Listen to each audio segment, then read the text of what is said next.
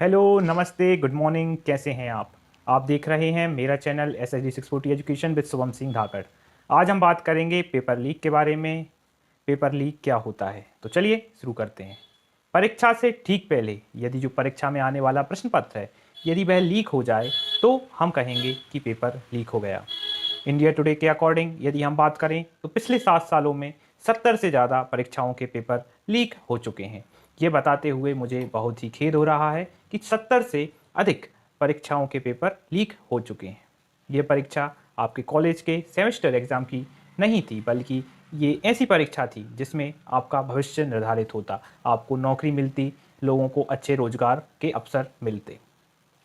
कुछ लोगों को लग सकता है कि जो व्यक्ति प्रतिभावान है उसको तो सफलता अवश्य मिल जाएगी, उसको तो कोई सफलता प्राप्त करने से नहीं रोक सकता। हाँ, आप सही कह रहे हैं। आप सही कह रहे हैं कि जो प्रतिभावान होता है उसे सफलता अवश्य मिल जाती है। परंतु दोस्तों, यदि उस व्यक्ति का सिलेक्शन नहीं होता है जिसकी वह तैयारी कर रहा है, तो वह डिमोरलाइज्ड हो जाता है, उसका जो कॉन्फिडेंस है वह टूट जाता है, उसको लंबे समय तक स्ट्रेस का सामना करना पड़ता है। यदि उसने कोई गलत फैसला ले लिया, जिसने ऐसा कोई फैसला ले लिया जिससे हमारे देश को हानि पहुंच सकती है, या उस व्यक्ति खुद को वह सुसाइड जैसा यदि कदम उठा ले, तो फिर इसका जिम्मेदार कौन? तो इसका जवाब सरकार को और देना होगा कि यदि ऐसा कोई वह कदम उठा लेता है तो इसका जिम्मेदार जिम्मेदार कौन होगा।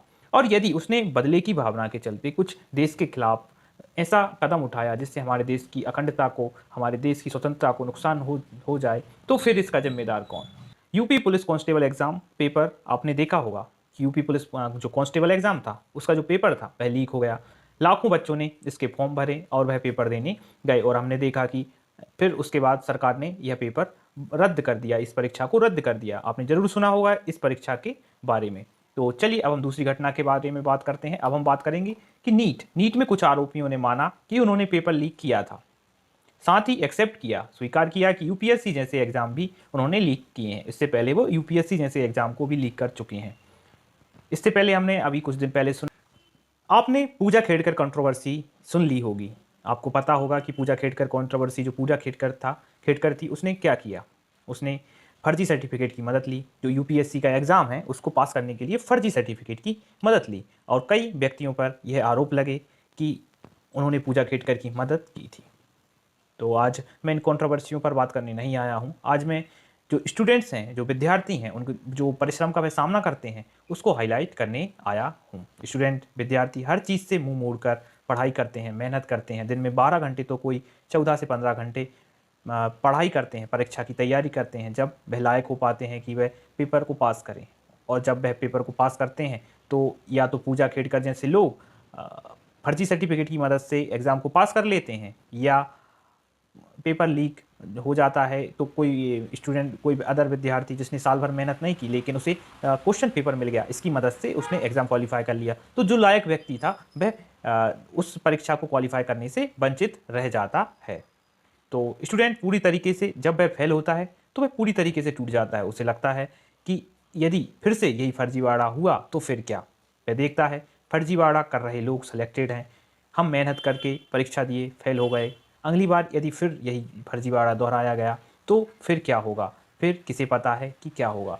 तो जब वो सोचता है कि प्राइवेट जॉब की तरफ मुंह मोड़ा जाए तो वहाँ अलग चौंचले होते हैं, वहाँ पर आपको अलग स्किल मांगी जाती है, एक्सपीरियंस डिमांड करते हैं। तो उस बच्चे के पास एक्सपीरियंस की कमी होती है, इस वजह से वह सेलेक्ट नहीं हो पाता है। इस तरह चलता रहा हमारे देश में। यदि हम देखते रहे कि पेपर लीक हो रहे हैं हमारे देश में और ये चलता रहा, तो इससे हमारे देश को बहुत नुकसान पहुंचने वाला है, और इस बहुत नुकसान पहुंचेगा। हमारे देश की जो इकोनॉमी है उसको बहुत नुकसान पहुंचेगा, और जो विद्यार्थी जो लायक थे वह यदि वंचित रह गए तो हमारा जो गुड टैलेंट था हम उसको रिक्रूट नहीं कर पाएंगे। कुछ रिसर्च करके कोई ऐसा तरीका खोज निकाला जाए जो प्रभावी हो, जिससे पेपर लीक जैसी समस्याओं का समाधान हो सके।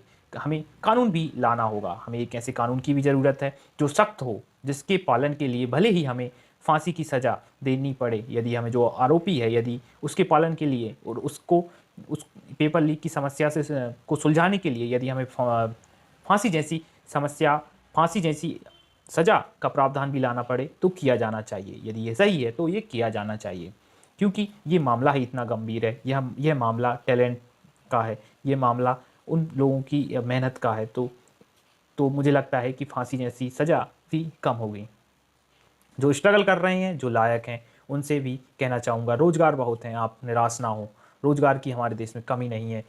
यदि आप टैलेंटेड हैं, यदि आप में प्रतिभा है, तो आपको अच्छे से अच्छा काम, अच्छे से अच्छा रोज़गार मिलेगा। आप में स्किल हैं, तो आप उन गीदड़ों को हमेशा उँगलियों पर नचाते रहेंगे, उन गीदड़ों को हमेशा आप रुलाते रहेंगे और वह नाचते रहेंगे और रोते रहेंगे। एक बात मैं ज़रूर कहना चाहूँगा, क्या हुआ यदि कौआ आपकी खीर खा गया? क्या हुआ यदि कौआ आपकी खीर खा गया? आप निराश ना हो, आप परेशान ना हो, क्योंकि कौए को खीर बनाना नहीं आता और आप खीर फिर से बना सकते हैं। आप जब चाहें जब खीर बना सकते हैं।